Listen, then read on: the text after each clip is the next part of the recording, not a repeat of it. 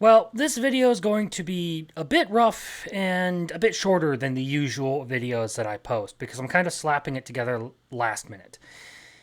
I have been working out in the sun all week, which has, left me pretty tired, and I've also been revising several scripts for more edited, organized videos that I want to do in the near future.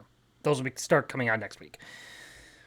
However, I do feel the need to say some things about some of the news that has come out in the last week or so and some of the information that we've got on it. And I want to quickly address this and just put something out there. So I know it's a bit of old news at this point, but JJK is ending in 4 or 5 chapters now. There's not a whole lot of time left for that thing.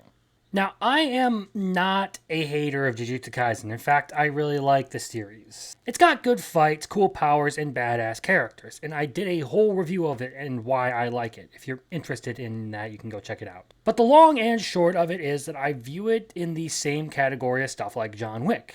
I love the series, but it's far from the most amazing thing ever made. That said, I feel like this decision to end the series comes out of nowhere, leaving a lot of what I feel is kind of relevant information ambiguous. For instance, how are we going to deal with the merger that's been set up for the past how long now?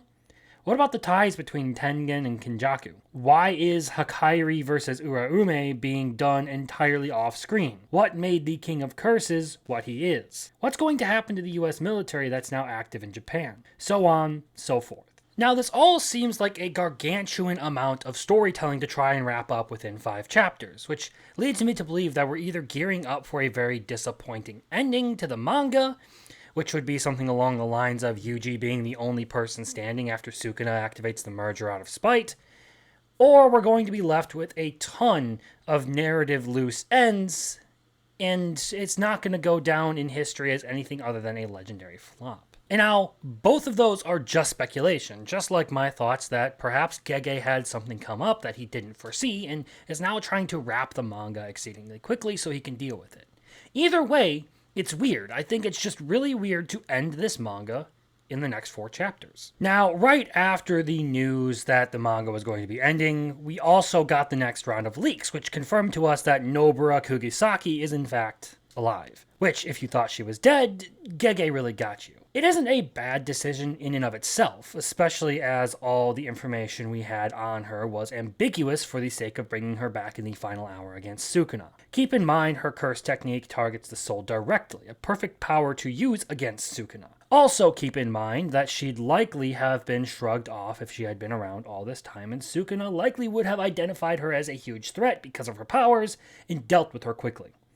Nobara wouldn't have stood a chance otherwise. But according to the leaks, Nobara has been comatose all of this time due to the injuries she sustained in Shibuya. It's likely she used her curse technique to destroy part of her own soul to prevent the spread of idol transfiguration, much the same way Todo did by cutting his arm off. Also keep in mind this self-destructive behavior to gamble on survival like that isn't a one-off thing. Gojo and Sukuna both either did or considered destroying parts of their own brain to restore their burnt-out curse technique. Gojo survived this when he actually did this strategy, so it's not a stretch to say that Nobara might have pulled off the same kind of gamble. Honestly, I think it's a cool twist to the story that brought back one of my favorite characters in Jujutsu Kaisen. But that's to put the reveal of Nobara still being alive in a vacuum, and not consider the fact that there's only 4 chapters left.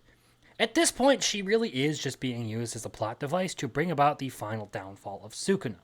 And there likely won't be enough time afterwards with just 4 chapters to make this a really satisfying element of the story. Which is another reason why I say there probably should be more meat on this bone, more stuff to do after Sukuna is defeated.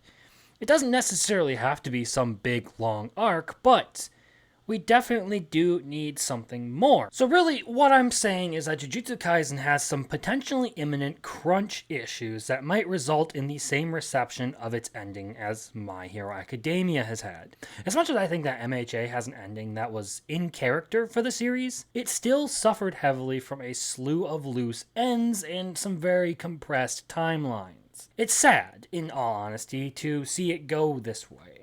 But it's not like complaining here on the internet will really change anything. And that's my piece. Have a great day, and maybe check out some of my other videos as well if you're at it.